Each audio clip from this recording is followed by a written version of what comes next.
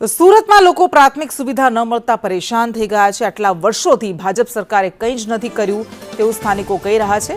પ્રચાર કરવા ગયેલા કોંગ્રેસના ઉમેદવારને લોકોએ સવાલ કર્યા કે કોંગ્રેસ હવે શું કરશે જનતા માટે। પૂણા કુંભારિયા વિસ્તારમાં ખાડીપુરની સમસ્યા છે। લોકોના ઘરમાં દર ચોમાસામાં ખાડીપુરના પાણી ભરાઈ જાય છે। લોકો પોતાના ઘર વેચવા માટે મજબૂર બન્યા છે। ભાજપ સરકારે કઈ નથી કર્યું છેલ્લા 30 વર્ષ 35 વર્ષ તો કોંગ્રેસ આટલા 3 મહિનામાં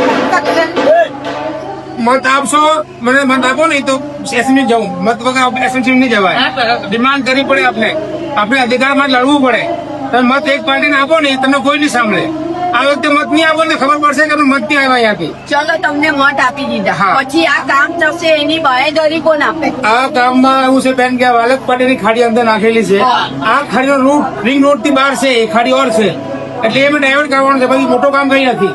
હું હોતના વિસ્તારમાં રહું તો મને ખબર જ છે બરાબર। એટલે આજકાલ એક વખત પરિવર્તન કરો, આવા માણસોને આજકાલ મત આપો અને આજકાલ એનું નિરાકરણ લાવીએ। હા બરાબર।